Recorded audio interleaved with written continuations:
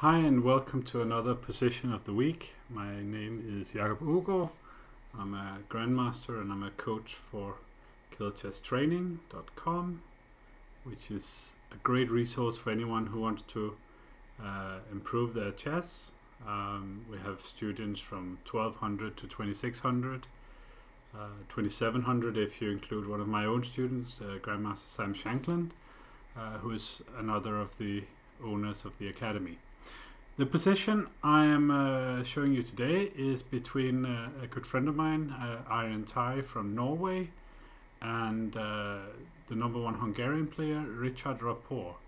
It was played in Norway chess in Stavanger on the 7th of September, which is yesterday technically when I'm recording this. The position is not a puzzle this time. But it is interesting from the perspective of understanding chess. So White did not manage to do much out of the opening. The opening started with a familiar French defense, the Vinegar variation. And after a take here, which is not normally considered very critical, then in this position the right move is Queen H5, and maybe there's something to play for. I think here knight e7 is a bit strange. It's more natural to put the knight on f6. But okay, the game continued like this, which is a normal move if black gets to play bishop f5. But maybe queen h5, knight f3 or something like this would be fine under normal circumstances. But here, White played this a little bit strange, bishop e2. I think bishop e3 or a3 or something like this is a bit more normal. The bishop on d3 is very well placed. You say a3. If the bishop goes somewhere, it clearly changes dynamics. If it goes to d6, we can play knight b5. If the bishop goes to a5, then White has b4 in many lines. But Aryan, he chose to play bishop e2, which seems a bit friendly. Here's a tempo, my good friend. It's almost as if here the colors have reversed. Which is the first thing to think about in this position. White is no longer trying to prove an advantage. He has lost the tempo and therefore given black the advantage of the first move indirectly. So how should he continue now? I think prudence would be a good idea, and exchanging pieces and make sure that you equalize. But I think mentally it's very difficult to get into the idea that you have given away the white pieces this early in a game and the first game of a tournament. So White can play many decent moves here, like rook e1, queen d3, knight a4. It's a number of things you could play. I've chosen knight e5 as being the most forcing move towards equality. If bishop e2, we play knight e2, and the knight goes to a better square. And here, White is perfectly fine.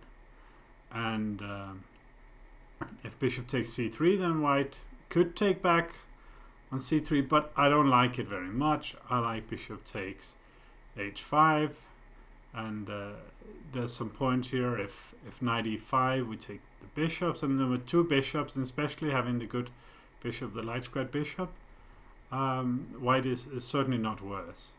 Maybe not better either, but actually it's a quite interesting position. But I would probably choose White. I like bishops over knights, but I'm not very good at tricks. And if bishop d4, which of course looks appealing, then White can take on c6 and play bishop f3. And again, I sort of like White here. It's equal, but I like White. And the reason is very simple. White's going to win back the pawn and then have two bishops. With accurate play, Black can use his slight lead in development to equalize, and we're probably heading towards an early draw. Now Aryan, he played knight h4. And I'm sort of thinking it's probably he wants to play something like knight g3, knight f5 and try to create some play. But there are some major strategic issues here. Knight h4 is a quite significant strategic mistake. and it is sort of basic stuff in the terms of, even though you're a grandmaster, you can still be caught out by basic themes once things happen. So here black took on c3, and now because the knight is very strange in h4, there's no time to take on h5, because after bishop d4 and let's say bishop f3 again, first of all d5 is not hanging, secondly the knight is in big trouble here. Here black's just winning pawn up, and white has to play g3 and take an awful pawn structure. So here white must take back, and now black doesn't have to do anything special. Now everything is about this bishop. This is a classic bad bishop. If we look at this pawn structure here, we can see that it is consisting of pawns on the dark squares mainly, with the pawn blocked back on c2. The ability for white to play c3 to c4, which would challenge the center and create a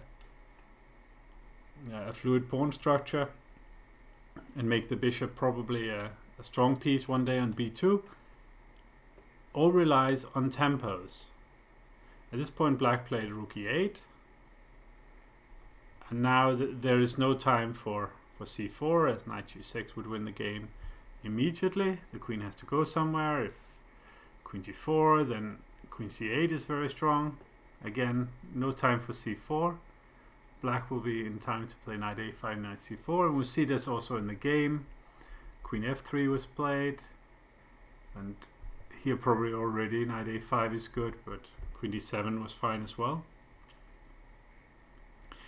And we see now that black wants to put a knight on c4, and there are no good squares for white's dark squared bishop, and the pawns, the double pawn and the poor structure and the weakness of the square on c4 is just going to make white permanently worse. So if bishop a3, then knight g6, offering to exchange white's decent minor piece. Black's just much better here. It's not like black's a little bit better. No, black's much better. That bishop is bad. It's going to continue to be bad. In the game, bishop d2 was played, and knight a5 came, rook a1, knight c4, bishop c1, and well, I think this is, here black played a5, which is also a good move. I think this is a good moment to stop here. You can go to Chess Bomb, Chess 24, the Week in Chess, or Follow Chess, or wherever you like to look at recent games and see the rest of the game. I'm not going to analyze the whole game. This is position of the week, not game of the week. But here we see that very strong grandmaster that I have huge respect for managed to get into a position where basic elements were still decisive. Black won the game, and it looked quite convincing actually, and this is maybe quite instructive in some way. We'll take the final position here, where we see that these weaknesses here were permanent, and the weakness of the A pawn, which we can see already here, it's going to be needing support or get lost, was decisive. So I hope that you found this useful and instructive, and if you want to improve your chess, KillerChessTraining.com is a very good place to go. Thank you very much for watching.